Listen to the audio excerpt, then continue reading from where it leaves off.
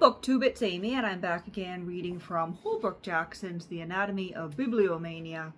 Today we're on page 167 with a section titled Of Cuisine. Some will have that books are fruit. Alcuin filled his students with the fruits of grammatical lore, or, as Coleridge, fruit trees to which we may recur year after year to find a supply of the same nourishment, so long as we return with the same healthful appetite.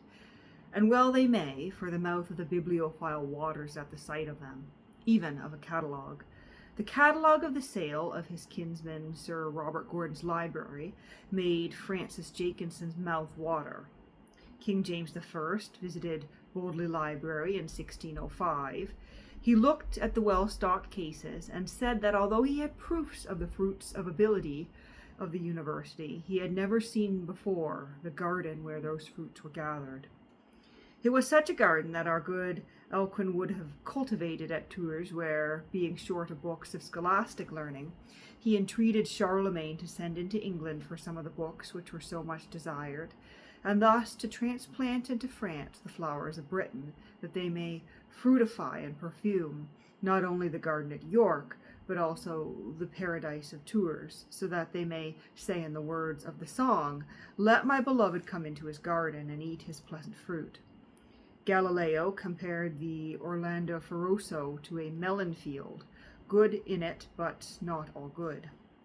Books were fruit also to Dibdin, for when visiting the library at Lambeth Palace, he told himself that he would gladly linger in such a book domain through the 4 seasons of the year, and gather fruit at every quarter. And when at Oxford, Dibdin found Henry's History, the sort of Hortus Adonis, from which he strove to gather ripe and unperishing fruit. And he refers to his own bibliographical tour in France and Germany as an apple, juicy and well-flavored. This recalls a Frenchman who was asked if he preferred his books in folio. "No," he replied, "I like them in frutu." A taste widespread and shared by Mark Rutherford, who delighted in Cobbett's rural rides because he found it so juicy. Books nourished by their excellence, fruitiness, etc., and those who are underfed on books are no better than the beasts that perish. "Sir, he hath never fed on the dainties that are bred in a book. He hath not eat paper, as it were. He hath not drunk ink. His intellect is not replenished. He is only an animal, only sensible in the duller parts.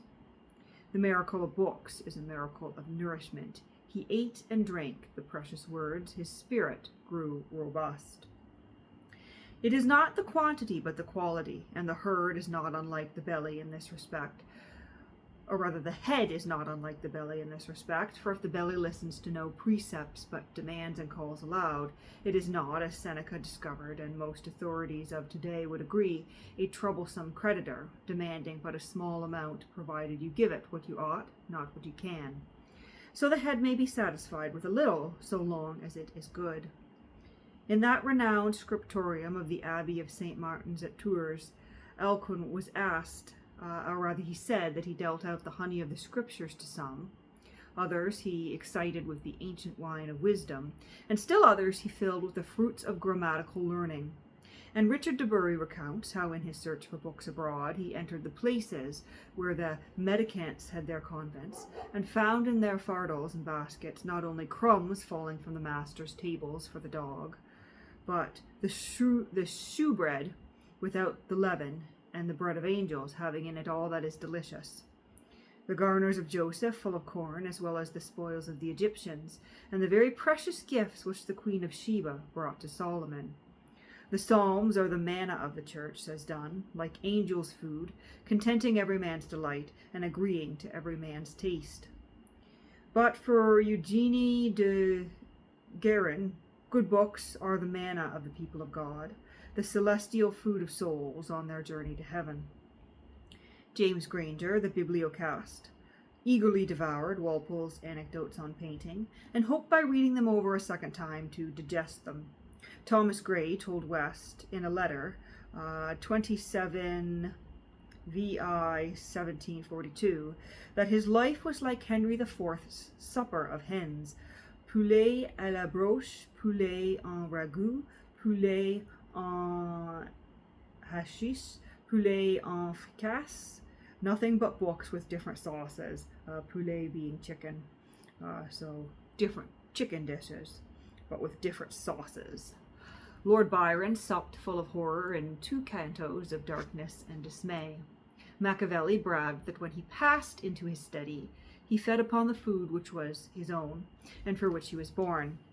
Glycian tells Eusebius that after meat I have a collation of learned stories. Lord Keeper North, said Dibdin, used to make his meals upon someone entertaining law volume or another, breakfast upon Stamford, dine upon Coke, and sup upon Fitzherbert. And so insatiable was his appetite that, unsatisfied with this lean fare, he would regale himself with a well served up course of the arts, science, and the belles lettres. Walter Bagott, in his early years, found Keats and Shelley delicious, and Wordsworth and John Henry Newman were his daily food. John Burroughs lived for a year on Johnson's Rambler and Idler, and for a whole summer he fed upon Emerson's essays. George Moore, for months, fed on the mad and morbid literature that the enthusiasm of 1830 called into existence. Coventry Patmore was helped to survive a course of theological reading, which occupied 4 hours a day for 5 months, by an occasional peg into the roast beef of Shakespeare. William Corey went at Eton, dined on a grilled fowl, taking foreign policy with Northcote expeditiously, and read a very amusing part of the Odyssey by way of pudding. Lafcadio Hearn enjoyed Kipling, who was like Paul Bourget boiled to thin soup. Hester Piozzi said she was always ready for a bit of old Stilton, as Dr. Johnson called profane history. Nor was she alone in finding books a substitute for cheese, for Edward Fitzgerald once confessed to Frederick Tennyson that he was to take down a Thucydides to feed on, like a whole Parmesan, and Robert Louis Stevenson calls Herman Melville's a howling cheese.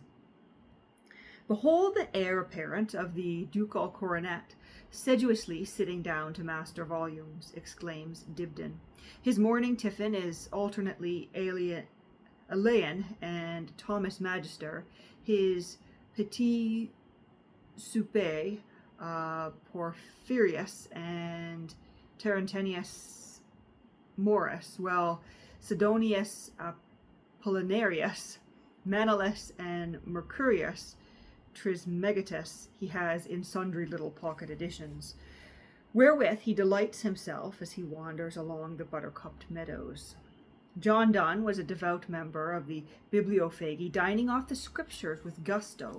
He liked the Psalms of David for a first course, and the Epistles of St. Paul for a second, and he was supported in this diet by St. Augustine's protestation that he loved those books for the particular reason they were scriptures, written in such forms as he had been most accustomed to, St. Paul's being letters and David's poems. For God gives us not only that which is merely necessary, but that which is convenient too. He does not only feed us, but feeds us with marrow and with fatness. Queen Elizabeth was also a gastrom of Holy Writ, as she records in a copy of Thompson's version of the New Testament, now in the Bodleian Library, which she bound in a covering of her own make. I walk many times, her words are on the flyleaf of the volume, into the pleasant fields of the Holy Scripture, where I pluck up in the goodly green herbs of sentences by pruning, eat them by reading, chew them by musing, and lay them up at length in the high seat of memory by gathering them together, so that, having tasted thy sweetness, I may the less perceive bitterness of this miserable life. And that brings us to the end of that section. The next one is titled Dishes and Tastes Particularized, which I believe is the last section in this part of the book, and then we'll be moving on from book eating to book drinking, or a book drinkers, but we'll leave it at that for today.